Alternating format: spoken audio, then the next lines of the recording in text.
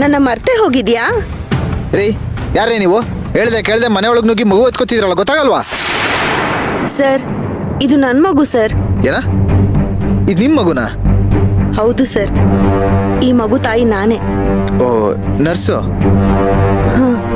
ಕರ್ಣ ಹೇಳ್ತಿದ್ದ, ಅದೇ ಹಾಸ್ಪಿಟ್ಲಲ್ಲಿ ಇದ್ರಲ್ಲ? ಹೌದು ಸರ್, ಅದ್ ನಾನೇ. ಈಗ ಹುಷಾರಾಗಿದ್ದೀನಿ. ಊರಿಗೆ ಹೋಗ್ತಾ ಇದ್ದೆ, ಅದಕ್ಕೆ ಮಗುನ ಕರ್ಕೊಂಡು ಹೋಗೋಣ ಅಂತ ಬಂದೆ. ಓ ಹೌದಾ, ಒಂದು ನಿಮಿಷ ಇರಿ, ಮನೆಯವ್ರು ಕರಿತೀನಿ. ಮಾ, ಅಜಯ್. ಅಯ್ಯೋ ಅಶ್ವಿನ್, ಬೇಡ ಸರ್. ಕರ್ಣಂಗ್ ಫೋನ್ ಮಾಡ್ದ್ಯಾ? ಯಾರೋ ಇವರು? ಅಮ್ಮ, ಇವ್ರು ನರ್ಸು, ಈ ಪಾಪು ತಾಯಿ. ಹೌದಾ, ಬನ್ನಿ ಕೂತ್ಕೊಳ್ಳಿ. ಇಲ್ಲ ಪರವಾಗಿಲ್ಲಮ್ಮ. ಇದೇನು ನೇರ ಹಾಸ್ಪಿಟ್ಲಿಂದನೇ ಬಂದಾಗಿದೆ? ಹೌದು ಮೇಡಮ್, ಅದು ಊರಿಂದ ಫೋನ್ ಬಂದಿತ್ತು. ಸರಿ, ಸ್ವಲ್ಪ ಹೊತ್ತು ಕುತ್ಕೊಂಡು ರೆಸ್ಟ್ ಮಾಡಿ.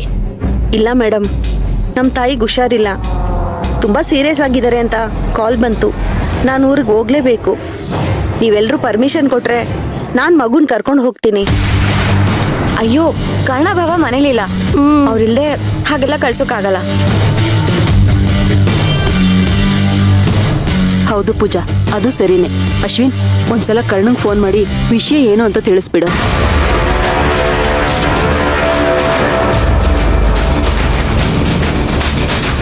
ಬೇಡ, ಅವ್ರು ಹಾಸ್ಪಿಟ್ಲಲ್ಲಿ ತುಂಬ ಟೆನ್ಷನ್ ಮಾಡ್ಕೊಂಡು ಓಡಾಡ್ತಾ ಇದ್ರು.